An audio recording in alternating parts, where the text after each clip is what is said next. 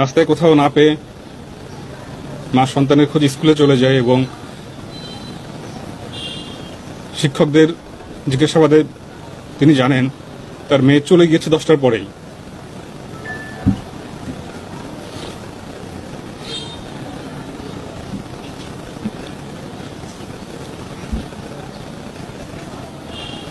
আনুমানিক 3:30টায়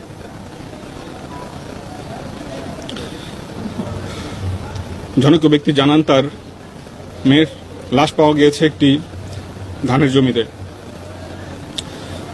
মা দ্রুততার সাথে ছুটে যান এবং লাশটি তার মেয়ের বলে শনাক্ত করেন।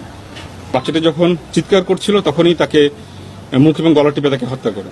29শে এপ্রিল জাস্ট দুদিন আগেই কুমিল্লা জেলার সদর দক্ষিণ থানাধীন এলাকায় একটি শিশু মেয়ে সন্তানকে নৃশংসভাবে ধর্ষণ এবং হত্যাকাণ্ডের ঘটনা ঘটে।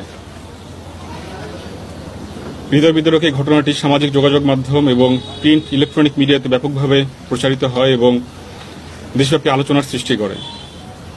বিষয়টি আমাদের নজর আসার সাথে সাথেই আমরা এ বিষয়ে তদন্ত শুরু করি এবং অপরাধীকে দ্রুততার সাথে আমরা আইনে